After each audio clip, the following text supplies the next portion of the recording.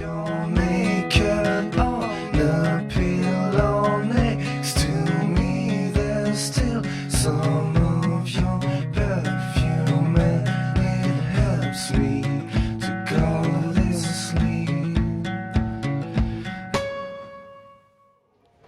Go!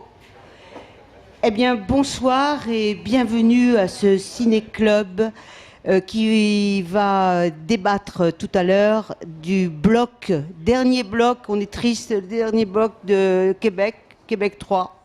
Voilà, les jeux sont faits quasiment, hein, puisque maintenant je ne peux même pas vous annoncer qu'il y aura d'autres projections. C'est bientôt la fin de ce très beau festival et où on a eu vraiment, on a été très gâtés par les sélectionneurs de ce 16e festival de court-métrage d'Off-Court.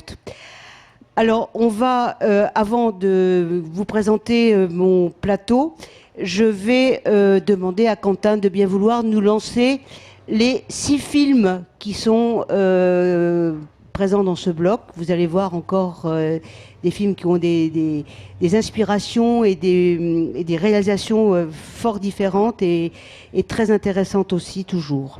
Donc on va voir ces 6 films, enfin les petits extraits de bande-annonce, et puis je vous présente mon plateau, et ensuite on va débattre de chacun de ces films. Merci Quentin.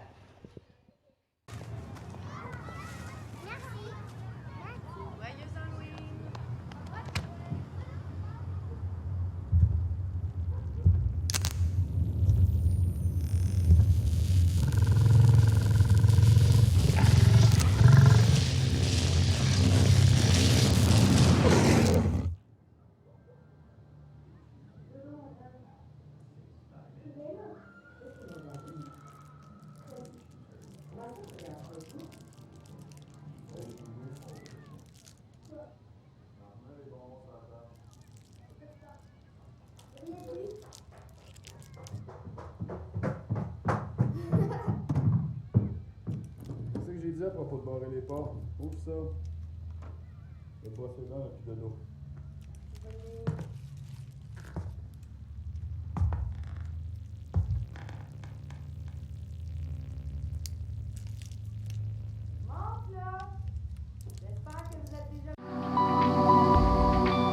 Life is what it is. You know, you have to go out there and you have to find your life, not somebody else's life, and not answer to anybody else.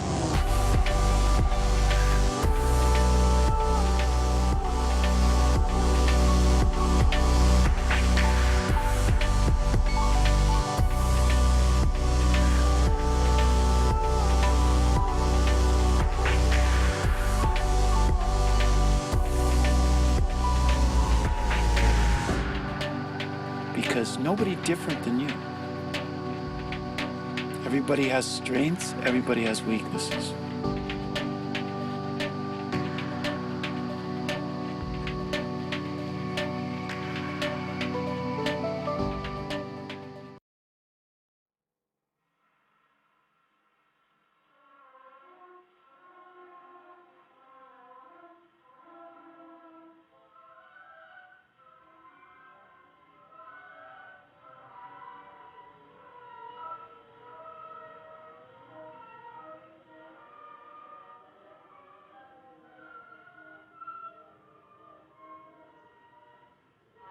Hiányzol. Rég volt, hogy elmentem. Kértem, hogy várj rám. Igent láttam a szemedben, és bár nem voltam biztos benne,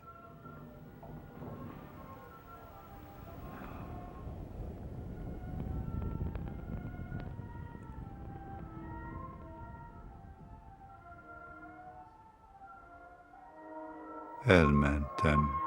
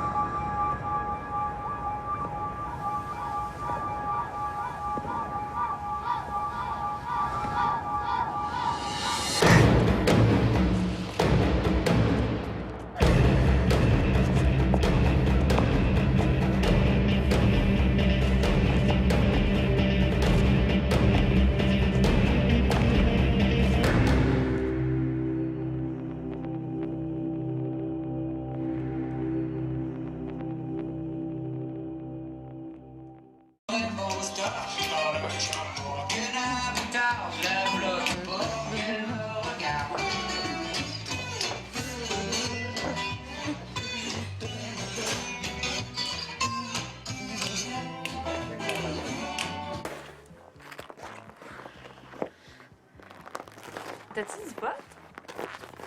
Non. Je suis rendu droite comme une planche. Come on. Non, c'est vrai. T'es rendu grand?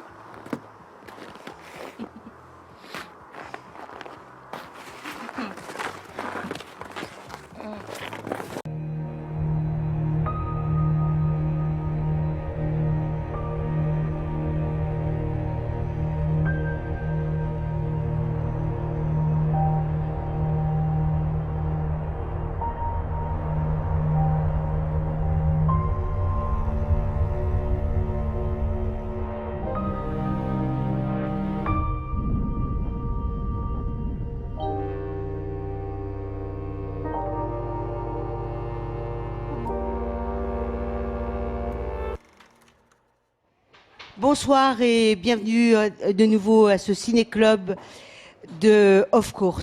Alors, je vais vous présenter mes illustres invités québécois. J'ai plein de Québécois autour de moi, là, je suis très contente. Ils sont tous formidables.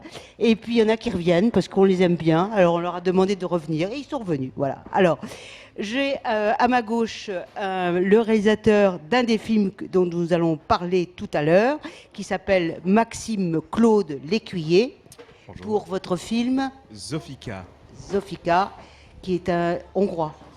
Oui, ben, le film est en langue hongroise, effectivement, d'où l'origine de mon comédien, Georges Molnar. On va en reparler tout à l'heure. Merci en tout cas d'être là. Ensuite, à ma gauche, Catherine Terrien, qui est une réalisatrice elle-même, mais qui n'est pas en compétition cette année, mais peut-être l'année prochaine. Peut-être l'année prochaine, oui, effectivement. Je suis en tournage dans un mois d'un court-métrage. Je fais surtout du documentaire, mais je fais de la fiction aussi, surtout en jeunesse avec des adolescents. Donc, voilà. Vous travaillez avec les adolescents? Oui, beaucoup. Ah ouais. C'est À ma Montréal? niche spécifique. Oui, à Montréal. J'enseigne au secondaire le web documentaire, donc le documentaire. Et puis, j'ai tourné déjà 3 projets sur la poésie à l'adolescence avec les ados. Et là, vous connaissez... Oui, je connais Maxime de longue date. En fait, on s'est rencontrés il y a plusieurs années via un ami commun dont, pour qui il travaillait en tant que monteur. Et voilà, donc je suis très heureuse de pouvoir parler de son film qui est vraiment, on en reparlera tantôt, magnifique. Alors, en revanche, vous avez fait la connaissance pour la première fois à Trouville d'un autre Québécois, notre ami Martin Bureau. C'est Bonsoir. ça? Oui, c'est ça. Et qui est venu sur notre plateau pour parler de un film sur lequel on a vraiment bien débattu. Vous étiez content de tout ce qui s'est passé sur ce plateau ce jour-là? Tout à fait. Hein? Parce que je crois que tous les spectateurs, parce qu'en fait l'idée c'est que évidemment il y ait sur ce plateau des gens qui vont voir tous les films en projection dans cette superbe salle des gouverneurs, hein, dans des conditions superbes. Et pour les réalisateurs, je pense que c'est quand même très beau d'avoir une projection comme ça, hein, parce que ça fait aussi partie de la qualité d'un festival, de pouvoir offrir à de jeunes réalisateurs des conditions aussi belles. Hein, et donc, Martin, donc vous allez aujourd'hui parler de vos camarades. Effectivement, aujourd'hui. Vous pouvez vous reparler de votre film un petit peu, hein? Non, mais c'est pas intéressant. C'est plus intéressant de dire du mal de tous les films qu'on a vus ailleurs. Bon, alors là, on va voir ce qui va se passer. Hein. Bon. Alors, à ma droite encore, Françoise Pathé, qui est une Trouvillaise, vraiment, et vraiment cinéphile. Elle voit tout. Et voilà. Et enfin, si, quand même, beaucoup. Et elle aime le cinéma et elle apprécie beaucoup ce festival. Et elle est déjà venue sur ce plateau pour... Et en fait, elle est surtout spécialiste des films québécois. Voilà. C'est pour ça que je ne l'invite pas dans les plateaux français. Elle veut voir les films québécois. Donc c'est comme ça. Et puis un autre cinéphile qui est déjà venu avec nous ici sur ce plateau, qui est Olivier Clarenc, qui lui-même fait de l'image, expose et qui voilà, et qui a d'ailleurs son fils ici, qui va passer tout à l'heure sur l'émission avec Claude Duty, et qui a fait son premier kino. Voilà, vous avez des gens qui viennent du Perche. Voilà. Alors, avant on va voir, s'il vous plaît, on va voir la bande-annonce du premier film qui s'appelle Miss Brooke. C'est un film de Daniel Durand-Lot, avec Estelle Fournier, André Casper. C'est un film fantastique, hein, on peut dire que on peut le classer dans le rôle des fantastiques et surnaturels. En fait, pour vous donner le pitch, hein, par une nuit d'automne, Julie reçoit la visite d'une créature assez sordide et elle est tout à fait ébranlée, cette petite fille, et elle va se réfugier, elle va demander secours à son grand frère. Et en fait, c'est un film un petit peu, c'est une métaphore sur l'inceste. Enfin, c'est une vision infantile et d'une manière ludique en fait, c'est la peur de l'inconnu, quoi. C'est un film qui est qui est très très puissant. Voilà. Donc, on va voir la bande-annonce. Merci, Quentin.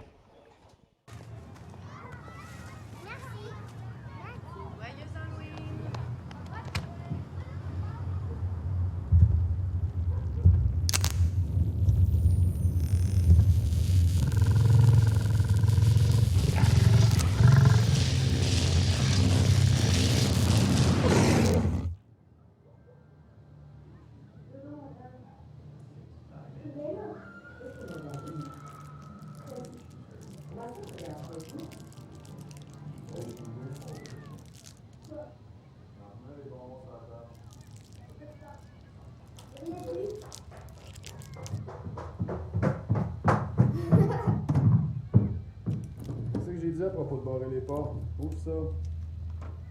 Le brosse les dents et de l'eau.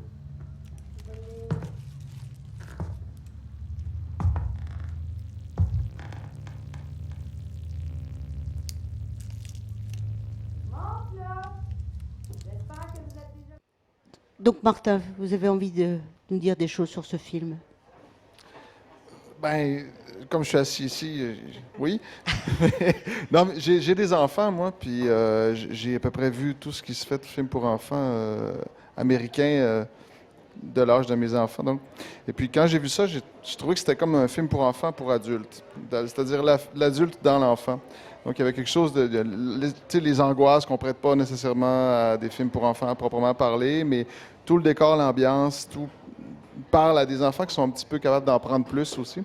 Et puis c'est ce qui m'a interpellé là-dedans. J'aurais aimé ça qu'ils le voient pour voir, eux, qu'est-ce qu'ils en pensent. C'est de cette manière-là que je l'ai vu, vraiment comme dans cette idée-là qu'on n'est pas obligé d'infantiliser toujours le film pour enfants. On peut mettre de la peur aussi, on peut avoir peur aussi.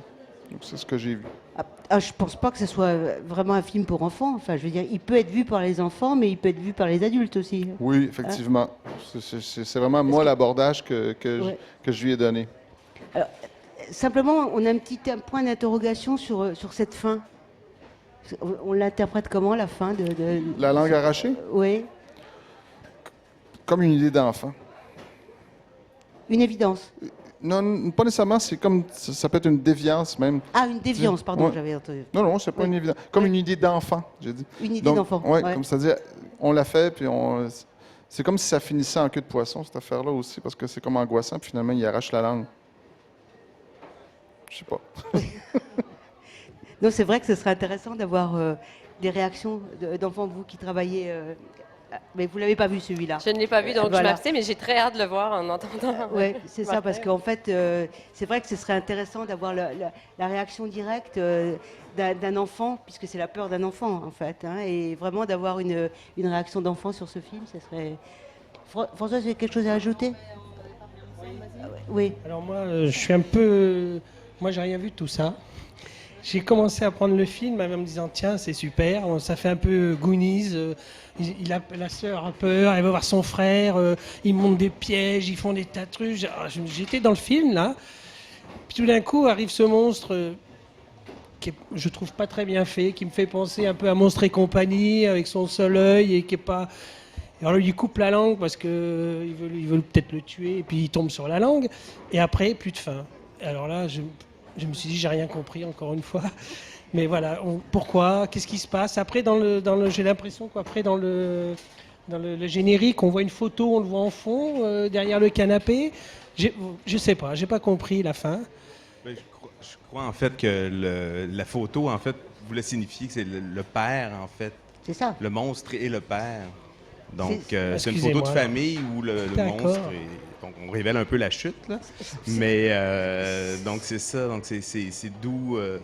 C'est le côté incestueux de l'histoire. Hein. Oui, c'est ça, c'est ça. C'est ça, hein, c'est vraiment ça, hein, le thème. C'est ce que j'ai compris. Ouais, oui, moi aussi, moi, je pense.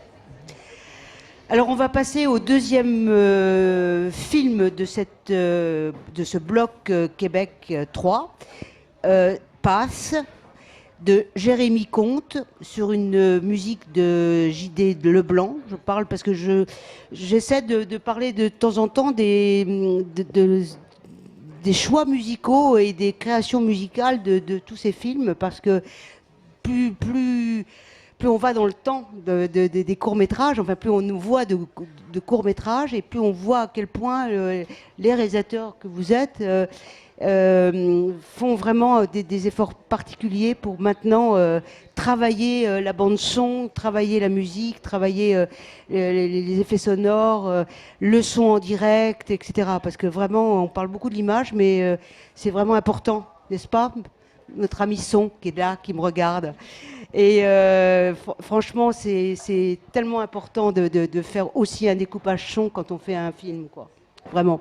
Alors, on va voir l'extrait de ce film, donc, qui est un petit peu particulier. C'est un voyage assez vibrant autour du monde, qui peint un petit peu un portrait atypique de l'humanité. C'est un regard sur l'humanité à travers... Alors on va se promener... on est au Vietnam, on est au Japon, on est au Cambodge, on est en Thaïlande. Enfin, on voyage beaucoup. Et il faut relever cette phrase qui est dite dans le film et qui résume un petit peu le pourquoi, je pense, du thème de ce réalisateur. Il dit « J'ai jamais vu le soleil pleurer ». Donc je pense que dans ce film, il a un message, en tout cas, lui, d'espoir. Et il dit d'ailleurs « Sans l'espoir dans la vie, il n'y a rien ». Voilà. Donc, on va revoir la petite bande-annonce donc, de ce Path de Jérémy Comte. Life is what it is. You know, you have to go out there and you have to find your life, not somebody else's life, and not answer to anybody else.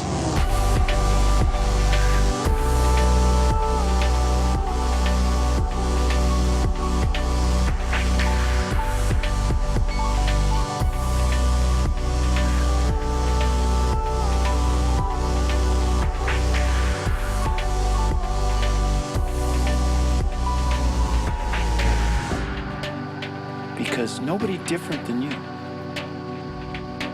Everybody has strengths, everybody has weaknesses.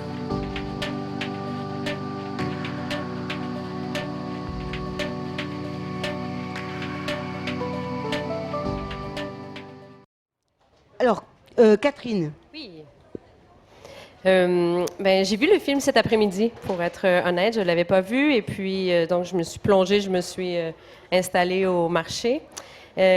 J'ai eu de la misère à le trouver au début parce que je cherchais sous documentaire et finalement, il était sous expérimental. Puis on dirait que ça résume bien comment j'ai reçu le film.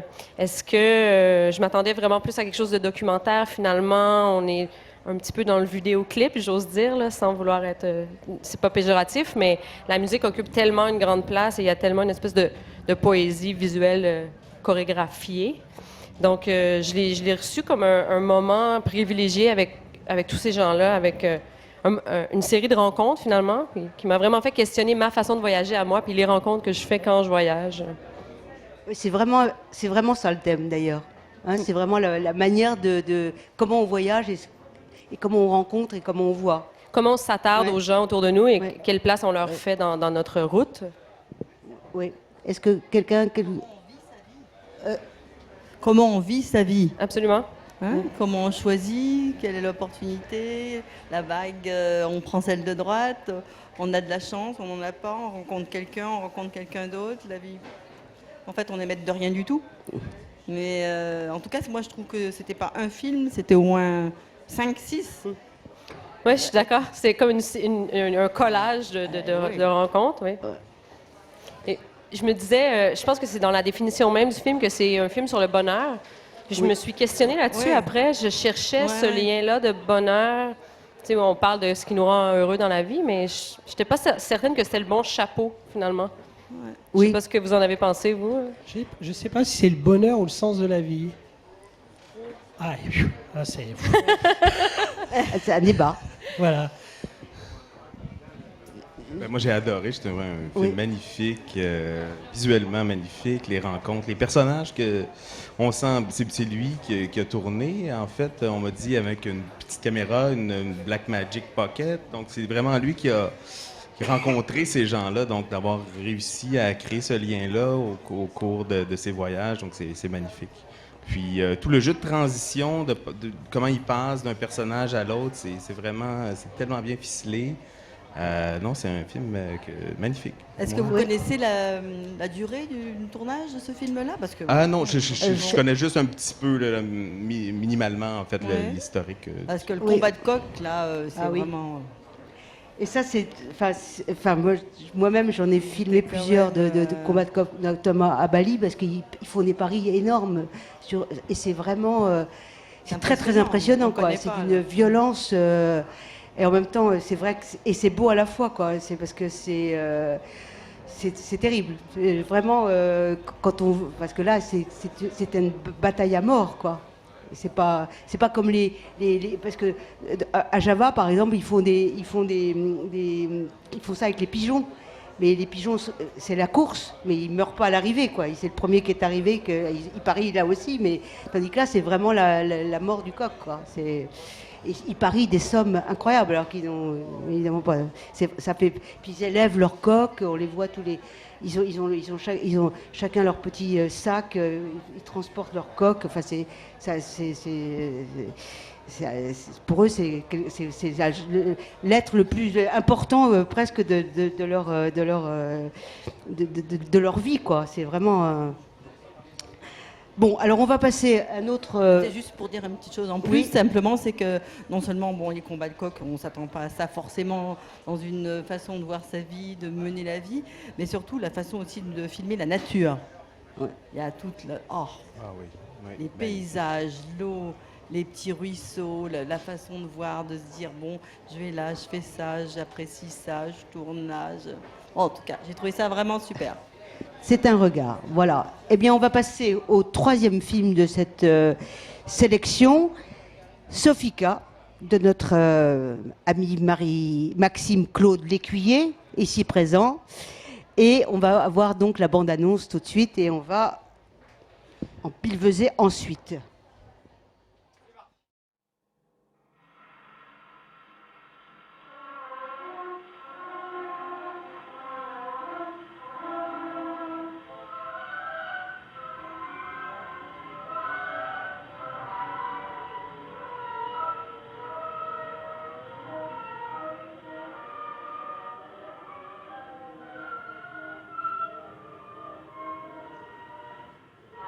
Hiányzol.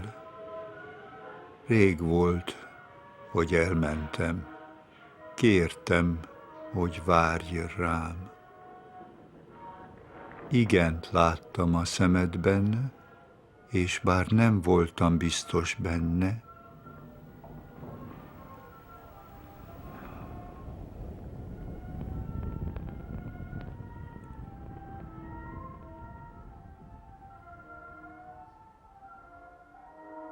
elmentem.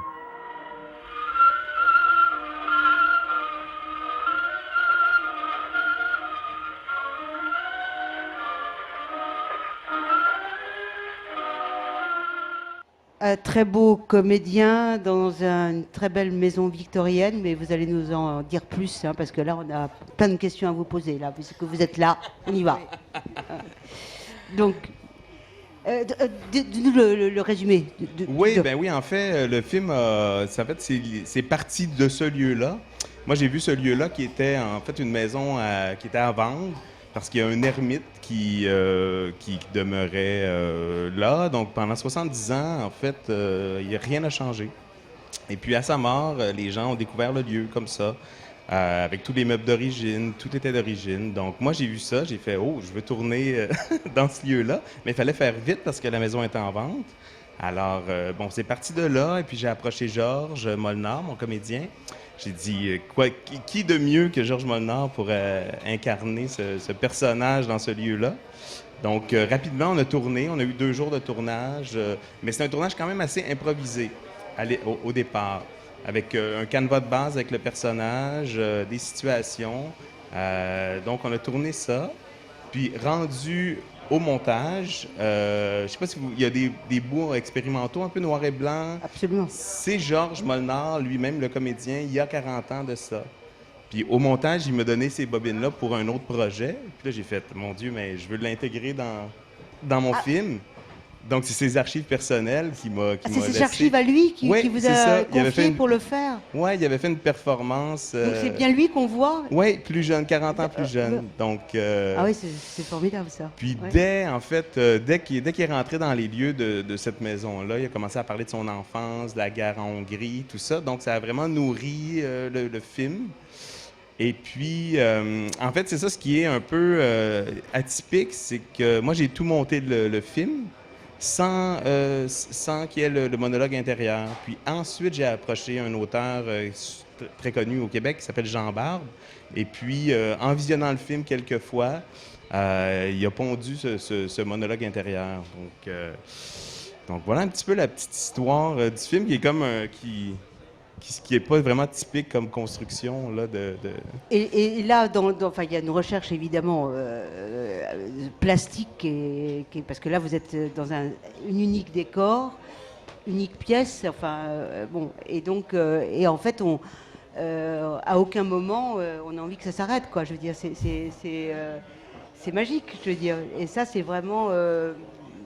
parce que là, vous êtes dans un huis clos total et vous jouez évidemment beaucoup des plans sur lui qui est magnifique. Hein. C'est vrai aussi c'est porté par le comédien, là, complètement. Je veux dire qu'on peut dire que sans lui, il n'y aurait pas de film.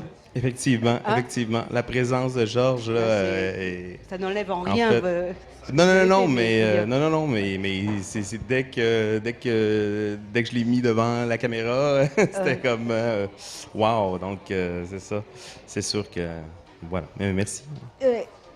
Catherine, vous...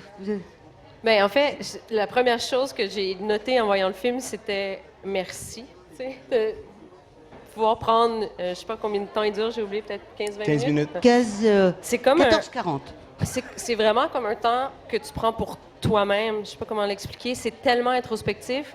Puis le rythme est tellement bien maîtrisé avec le monologue intérieur que moi, ça m'a vraiment, vraiment happée. Là, comme vous dites, on n'a pas envie que ça finisse. Et chaque gros plan sur son visage est un cadeau. T'as envie. C'est tellement beau. Et non, ça m'a vraiment... j'ai trouvé ça incroyable. Puis l'intégration des archives aussi est tellement bien maîtrisée avec le monologue qui devient comme plus inquiétant, presque. Puis le travail sonore du concepteur sonore, Olivier Calvert, qui a fait un travail superbe. Oui, puis avec le tourne-disque, là encore, le travail du son est superbe. Là, franchement, c'est un régal, ça. Enfin, un son qui correspond à quelque chose qu'on voit, quoi. Puis ça, c'était là au tournage, le gramophone, puis il y avait une pile de disques. Puis j'en ai choisi un, puis ça s'est passé comme ça. Un peu. Est-ce que le choix du titre? Oui, ben en fait, c'est pour évoquer le nom d'une femme. Donc, j'ai trouvé un nom assez typique hongrois, vu que... D'accord. En fait, c'est ça. C'est Georges, ensuite, une fois que Jean Barbe a écrit le texte en français, que lui-même le traduit dans sa langue d'origine. Donc, mais Georges a fait toute sa vie plus comme mime ou en expression corporelle. Donc après 30 ans, en fait, son maître qui a étudié à Paris, qui s'appelle Étienne Decroux, lui disait « Vous rejetez la parole pendant 30 ans. » Donc là, on lui redonnait la parole, mais dans sa langue maternelle. Et vous le connaissiez, vous, depuis longtemps? Ou... Ben moi, je l'avais vu dans une installation que François Girard a fait il y a peut-être 16 ans de ça, au Musée d'art contemporain, où Georges était un tableau vivant. Donc, il était toute la journée au complet, aux heures d'ouverture du musée. Il a passé 345 heures sur une chaise en performance. Donc, je l'avais vu là, puis juste sa présence, il était dans le fond d'une pièce, puis déjà, il y avait une présence énorme. Donc, c'est là. Alors, j'ai vu que vous aviez eu le prix spécial du jury au Festival du Brésil, c'est ça? Oui, au Cinérama BC de Brésil, oui. C'est un superbe festival, petit festival, mais très intime. Non, ça a été une belle surprise. Oui, je connais le directeur, le président. Ah oui, oui? oui. J'étais André? avec lui au Festival de Nador cette année. Ah oui? Festival au Maroc sur la mémoire. Et il était dans le jury avec moi. Ah, Nador, génial. oui. Il est un très beau festival. Donc, est-ce que quelqu'un d'autre... Martin? Moi, j'aimerais simplement dire que j'ai beaucoup apprécié la cinématographie du film. Je veux dire, dans l'idée de la nostalgie, qui crée sa cohérence à travers même la coloration du film, le personnage, les objets. Tout est vieux, tout est poussiéreux, et on est dans le passé, on réfléchit sur le passé. Je trouve c'est un film qui était hyper cohérent. Il y aurait eu un filtre photo ou de vieux films sur ce film-là, puis j'y aurais cru. J'aurais cru que ce film-là aurait pu être fait. C'est une espèce d'intemporalité qu'il y a là-dedans, mais qui a fait appel au passé beaucoup. Je trouvais qu'il y avait une belle cohérence dans tout ça. Puis il y avait un beau défi aussi de rendre ça fluide par les légers déplacements de caméra qui font en sorte que l'œil se promène toujours, malgré le fait qu'on est dans un endroit hyper statique. Donc, il y avait des belles résolutions par rapport à quelque chose qui n'était pas évident en termes de cinématographie, je dirais. C'est un beau compliment. Ben oui, merci. Non, merci. Il a dit tout à l'heure qu'il allait au contraire dire des choses très méchantes, et puis voilà. Finalement, il n'a pas réussi, il ne réussit pas. Bon, voilà. Pas bien, Martin. Bon, enfin, c'est pas grave. C'était pour faire peur. Bravo, en tout cas. Donc, on va passer au 4e film de cette sélection Québec 3. Il s'appelle Pas. P-A-S, tout à l'heure c'était Passe, là c'est Pas. Voilà. D'une réalisatrice qui s'appelle Frédérique Cournoyer-Lessard et qui, je crois, est danseuse, chorégraphe, et ça se sent quand on voit son film, qui est absolument un petit peu une merveille aussi, là. Donc en fait, c'est à travers 4 récits chorégraphiques. Rose, l'héroïne, grandit en employant sa passion pour la danse comme un mode de communication singulier et essentiel à son quotidien. Et en fait, on va partir dans une... Vous l'avez vu tous, hein? Donc, on va lancer la bande-annonce de ce beau film chorégraphié. Là.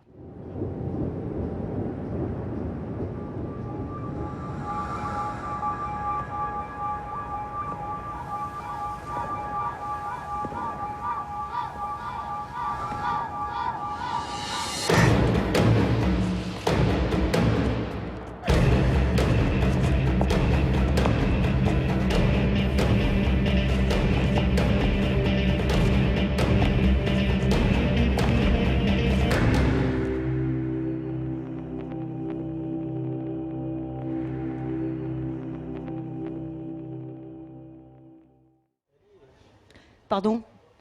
C'est voilà. Moi, je suis dithyrambique sur ce film aussi, hein, parce que voilà, je trouve que avoir eu cette idée merveilleuse en quatre histoires qui se tient, filmer ces danseurs comme c'est filmé, bah, je sais pas comment on peut dire que c'est vraiment c'est superbement fait, quoi. Voilà, mais quelqu'un veut s'exprimer mieux que moi là-dessus, sur ce film?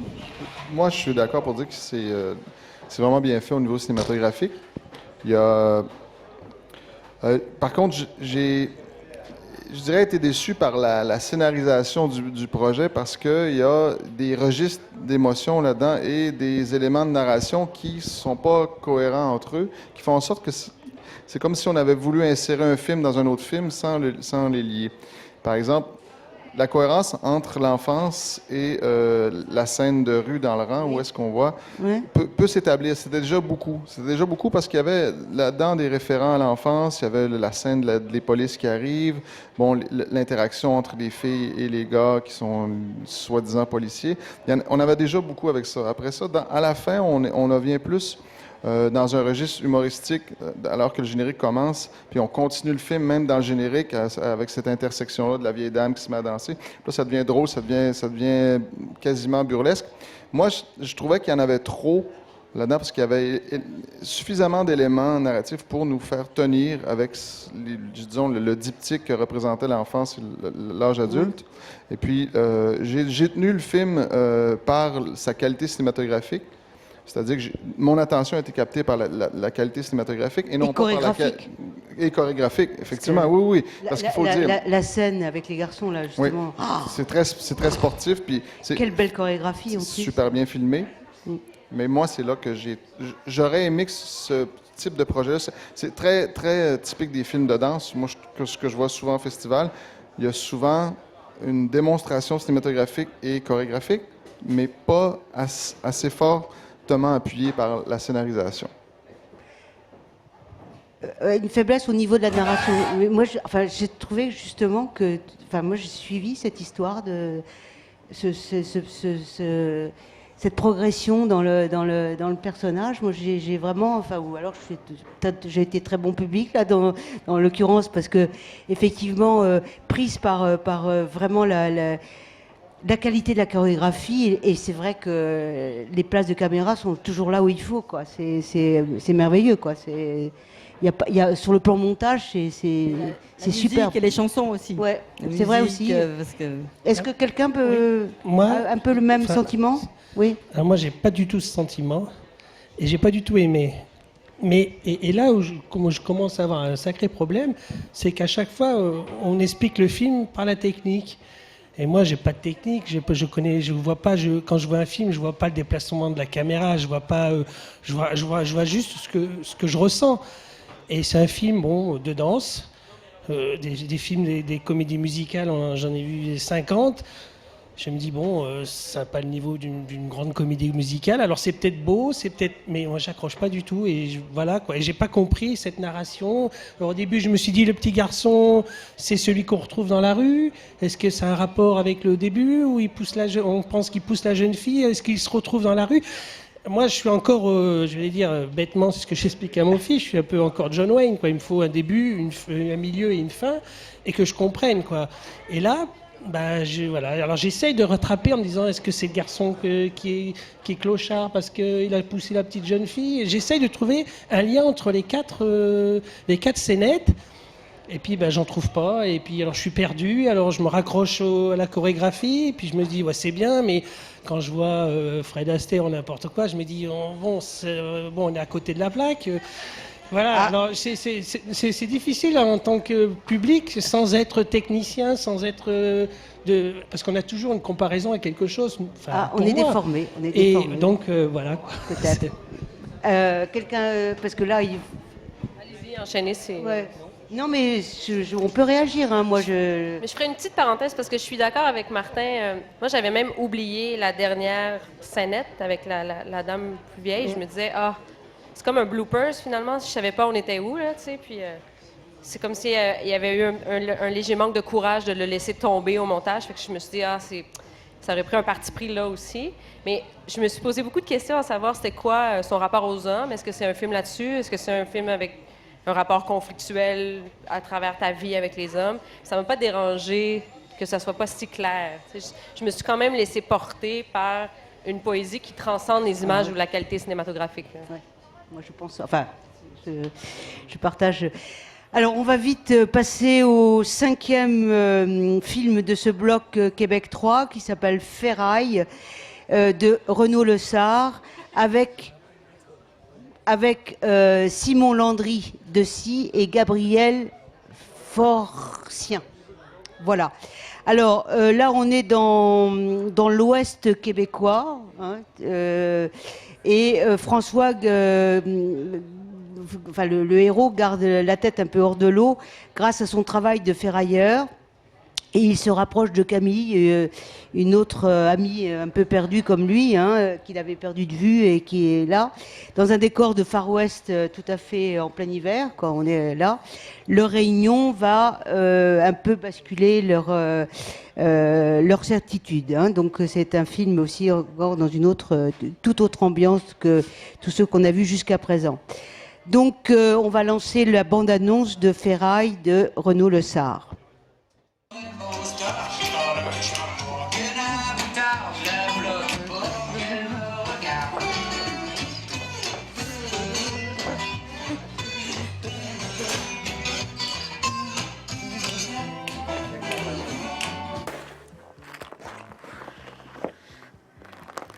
T'as-tu du pot?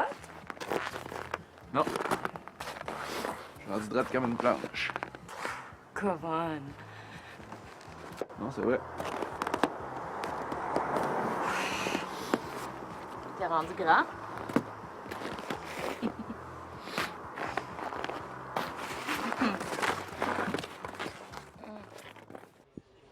Maxime Claude, l'écuyer, Oui. va nous parler de Ferraille.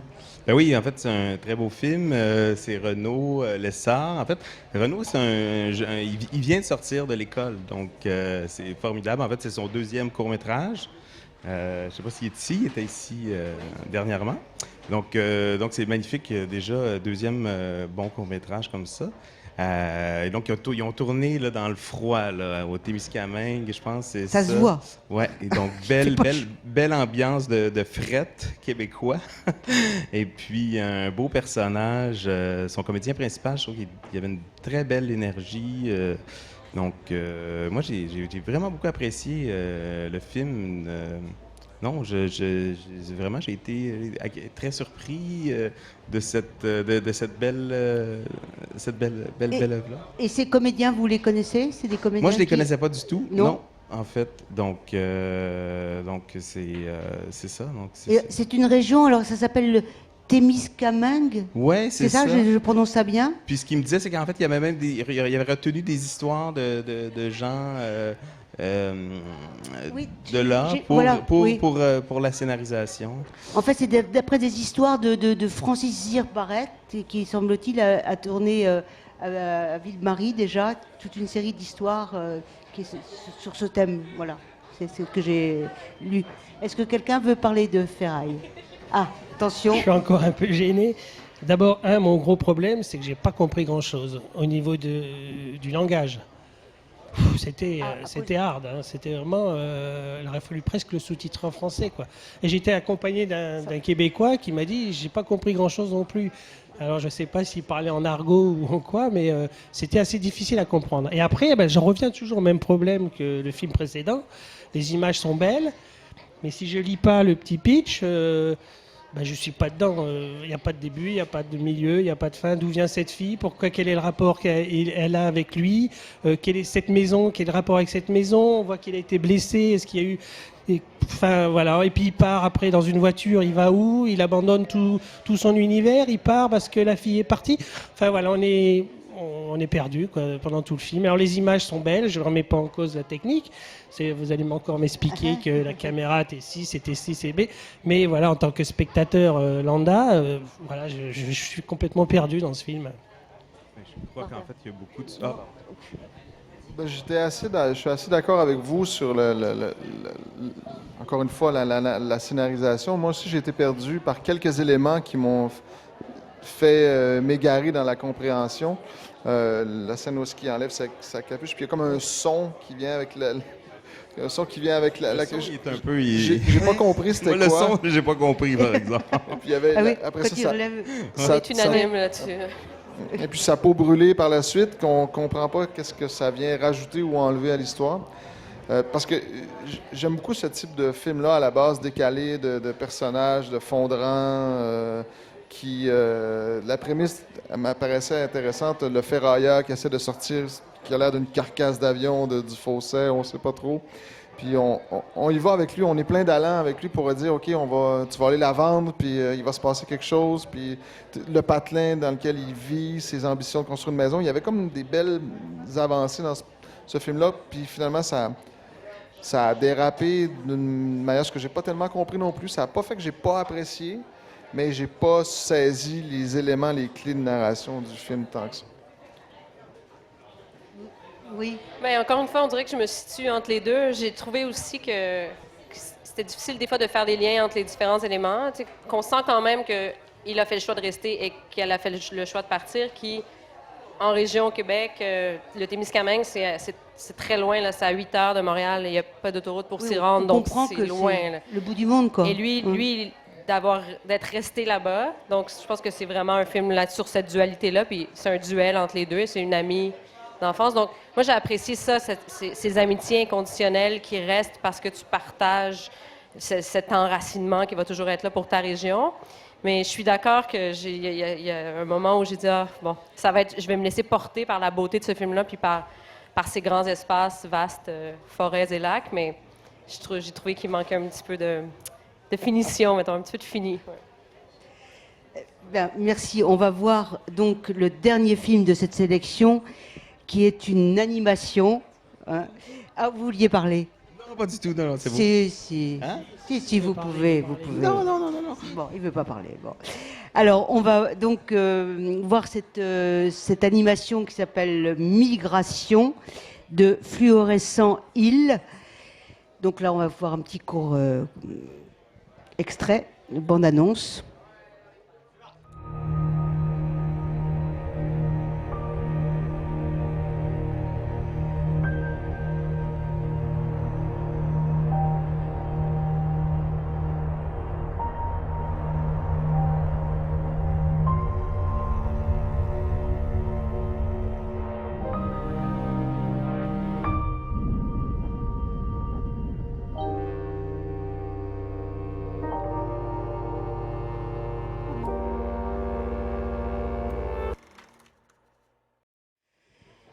Donc ça parle. Alors maintenant, qui parle là? Parce que maintenant, on parle off, il faut parler in maintenant. Voilà, les micros sont ouverts. Voilà. Bon, ben, c'est un bloc qui m'a posé beaucoup de problèmes moi, en tant que spectateur, parce que là encore, ce film, j'ai pas du tout adhéré, j'ai pas compris non plus.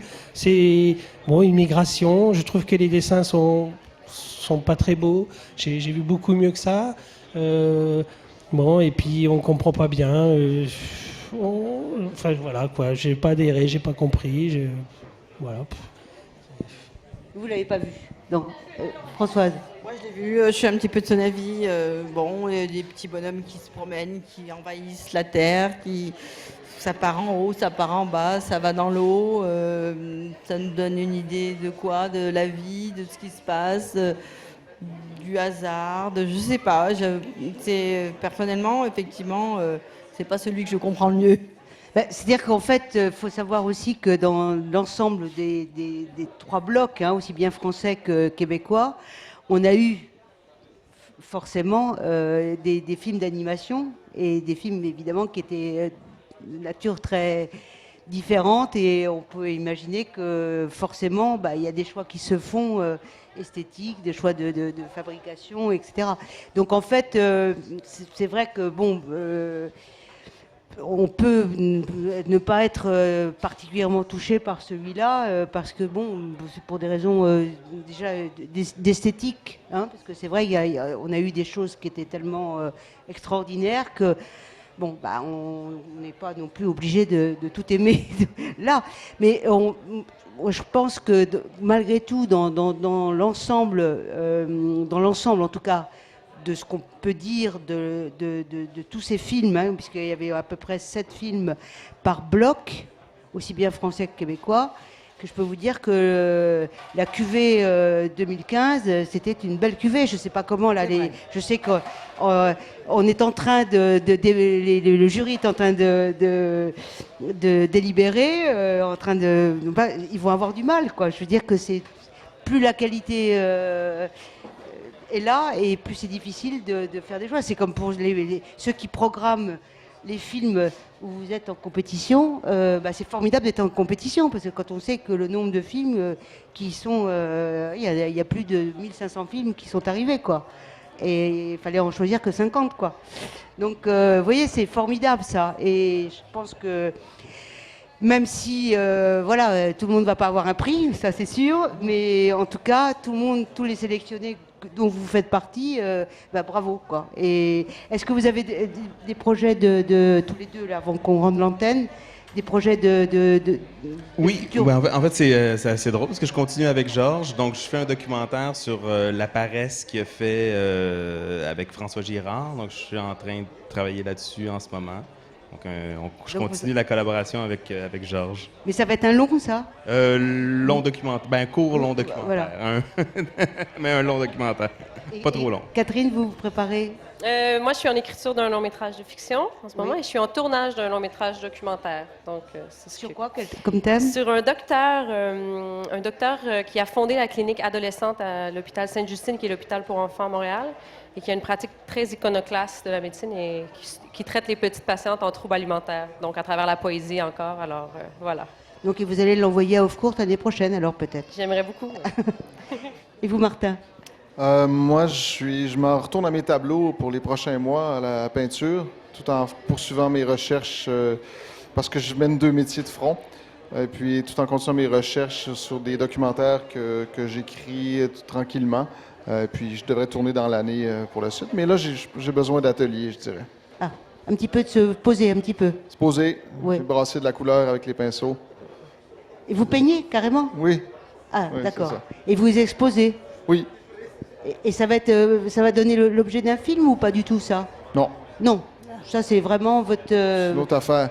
paradis secret. C'est ma vache à lait. Dans Le 50 ans, plaisir. peut-être. Dans 50 ans. Menteur. Faudra demander à votre camarade de filmer Là, il sait faire. Là. Il va faire ça très bien. En tout cas, merci beaucoup d'être venu sur ce plateau du Ciné Club, qui termine ce soir avec Québec 3. Hein.